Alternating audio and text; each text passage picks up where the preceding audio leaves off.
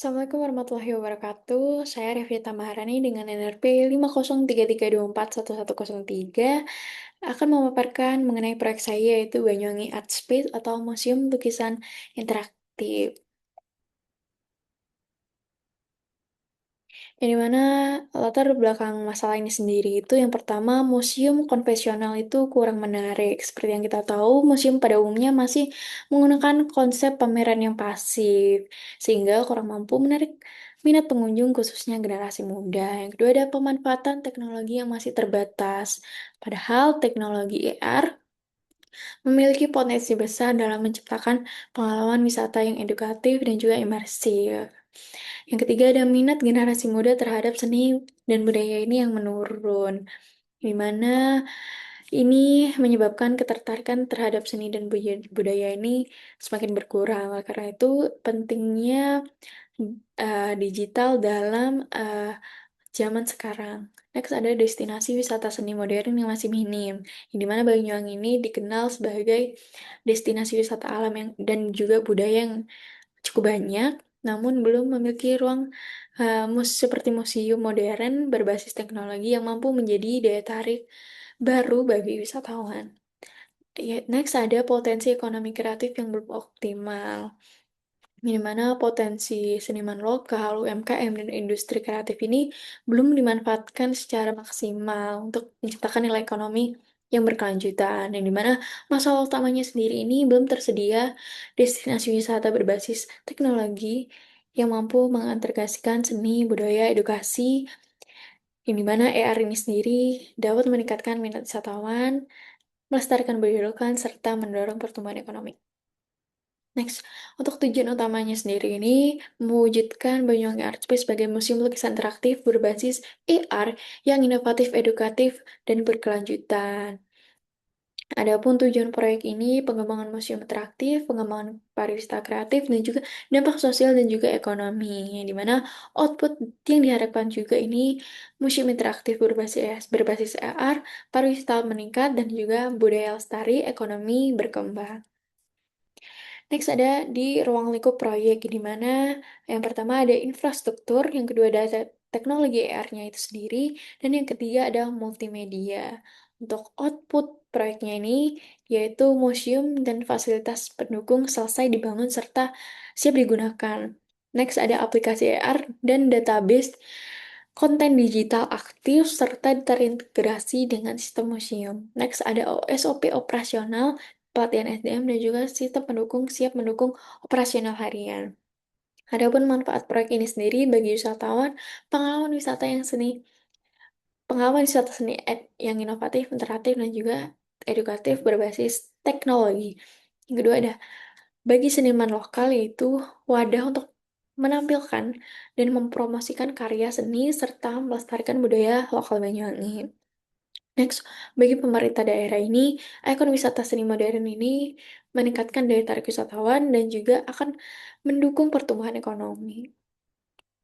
Adapun struktur organisasi proyek ini, yang pertama ada project manager, lalu ada berbagai divisi. Yang pertama divisi perencanaan, divisi keuangan, divisi teknologi multimedia, divisi operasional, divisi seni dan kreatif, divisi marketing dan juga promosi, dan yang terakhir divisi human resource. Yang dimana tujuan organisasi ini sendiri menyelesaikan proyek sesuai jadwal, mengelola anggaran, dan juga menghasilkan kualitas pekerjaan dan layanan sesuai standar. Berikut ada WBS, yang dimana WBS ini disusun dalam 3 level hierarki yang menggambarkan pembagian pekerjaan yang bertahap, di mana level 1 merupakan proyek utama, level 2 atas 9 paket pekerjaan, sedangkan level 3 berisi aktivitas rinci pada setiap paket pekerjaan. Next ada estimasi biaya proyek, di mana total investasi awal atau CF0-nya ini ada di 2.684 juta, dan biaya operasional tahunan mulai dari tahun kedua itu kurang lebih di 1.700.000.000 per tahun, yang dimana fokus investasi utamanya itu pembangunan infrastruktur dan juga teknologi AR. Berikut ada komponen biaya investasi awal di CF0.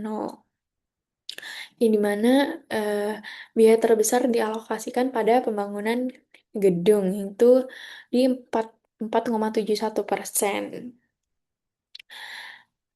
Lalu di sini ada proyeksi cash flow tahun ke-0 hingga tahun ke-6, yang dimana di CF0 hingga CF2 ini arus kas itu negatif karena proyek masih berada di tahap investasi awal dan penyesuaian operasional sehingga arus kas bersih dan juga masih negatif. Lalu di tahun ketiga hingga tahun ke-6 ini arus kas mulai positif, yang dimana memperoleh nilai sisa aset atau salvage value pada akhir tahun ke-6. Yang dimana pada akhir tahun ke-6 ini proyek memiliki aset value, salvage value sebesar 1.500.000.000 yang menjadi tambahan arus kas pada akhir periode investasi.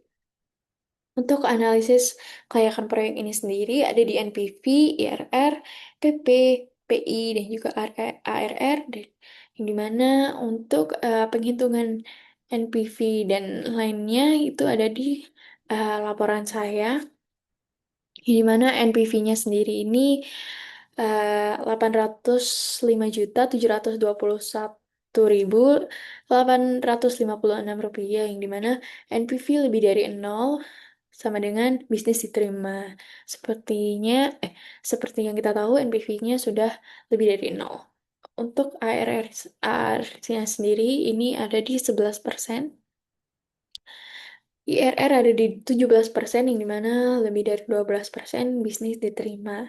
Next ada payback period, yang dimana ada di 5,91 tahun.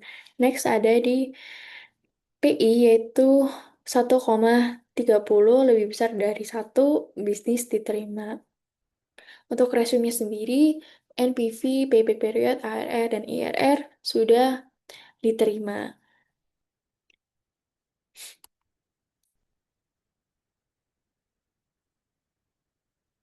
Untuk jadwal proyek ini sendiri, eh, total durasi proyek ini ada di 12 bulan, yang dimana jumlah aktivitas utama ada 9, jalur kritisnya ada di konstruksi, instalasi AR, uji coba, dan juga grand opening. Untuk target penyelesaiannya sendiri ini ada di bulan ke-12. Berikut jadwalnya dari B1 hingga B12, yang dimana kriteria keberhasilannya ini juga sudah pasti sesuai waktu 31 minggu, sesuai anggaran 2,684 miliar, kualitas sesuai standar museum modern, kepuasan pengunjung, dan juga dampak ekonomi yang positif. Berikut ada network dan juga critical path, di mana ini ada AOA. Untuk jalur kritisnya sendiri ada di A, B, C, E, I. Di mana itu ada di pengurusan izin, konstruksi gedung, interior dekorasi museum, instalasi, dan juga grand opening. Nah, yang dimana di aktivitas DFGH itu memiliki slack sehingga dapat dijadikan fleksibilitas dalam pengalokasian sumber daya tanpa mempengaruhi target selesai. Di aktivitas E, ini eh, menjadi titik penghubung antara pembangunan fisik dan juga pengembangan sistem digital sehingga perlu pengawasan yang paling ketat. Yang dimana network diagram ini digunakan sebagai dasar monitoring progres proyek, pengendalian waktu, serta mitigasi resiko keberlanjutan. Next, ada di ringkasan progres, yang dimana baseline budget atau BAC-nya ini ada di 2.684 juta. Waktu evaluasi ada di minggu ke-16, yang dimana PP-nya itu ada di 1.420 juta, EV-nya ada di 1.360 juta, dan juga AC-nya ada di 1.390 juta. Di mana ini hasil earth value manajemennya ini, yang pertama untuk SV-nya sendiri itu EV dikurangi PV-nya itu menghasilkan minus 60 juta, yang dimana interpretasinya ini terlambat. Untuk cost variance-nya atau CV-nya itu EV dikurangi AC itu menghasilkan minus 30 juta, yang dimana ini over budget.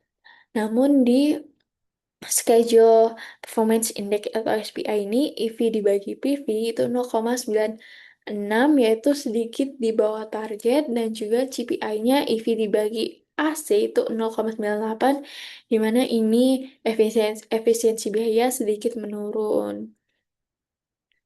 Di mana kondisi proyek ini masih terkendali, namun pengawasan terhadap aktivitas instalasi AR, interior museum, dan juga integrasi sistem perlu diperketat agar target penyelesaian di 31 minggu tetap tercapai.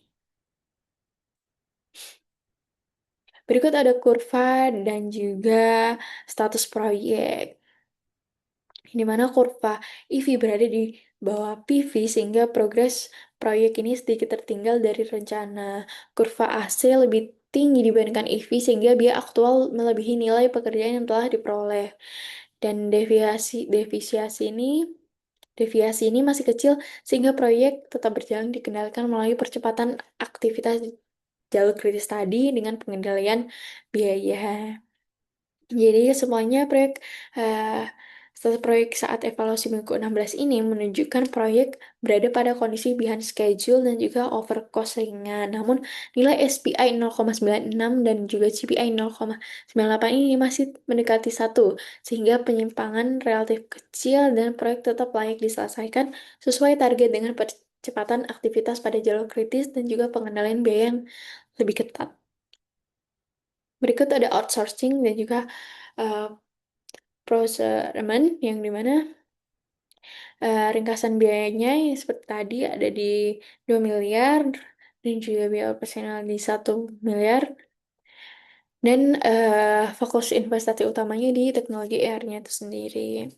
Untuk proses outsourcing-nya ini ada di pertama RFP, yang kedua ada vendor selection, dan juga yang ketiga pekerja outsourcing, yang keempat kontrak atau SLA, dan yang kelima monitoring vendor.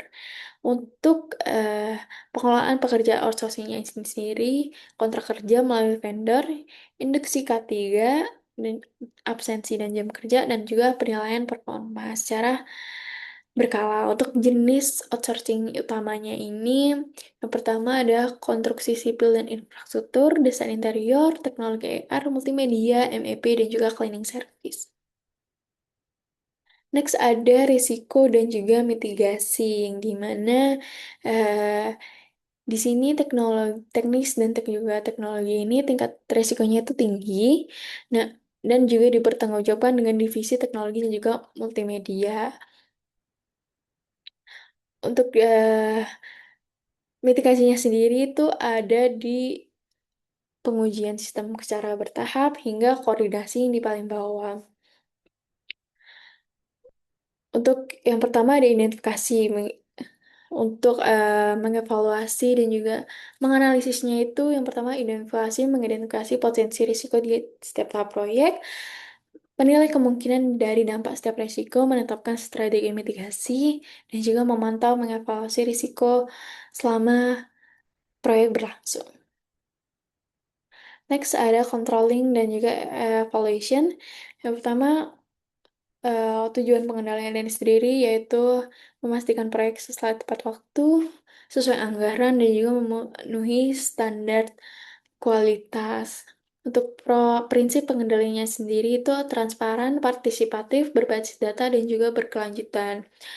Next ada indikator ke kinerja utama atau KPI-nya itu. Yang pertama ada ketepatan waktu, yaitu di 90%, kepatuhan biaya di 100%, kualitas sistem ER ini di 90%, kepuasan pengunjung di lebih dari 85%, dan dampak ekonomi lebih dari 10%. Berikut ada mekanisme pengendalian dan juga monitoring. Di mana tahap pertamanya perencanaan, tahap keduanya pelaksanaan, tahap tiga pengujian, keempat operasional, dan juga kelima evaluasi. Berikut kesimpulan dan juga rekomendasi, di mana kesimpulannya sendiri, proyek Banyuwangi Art Space ini layak dilaksanakan secara teknis, finansial, dan juga operasional, yang dimana total investasi di 2.684 juta, dan komposisi investasi ini, investasi fisiknya ada di 57,7% dan operasional 42,3%, yang dimana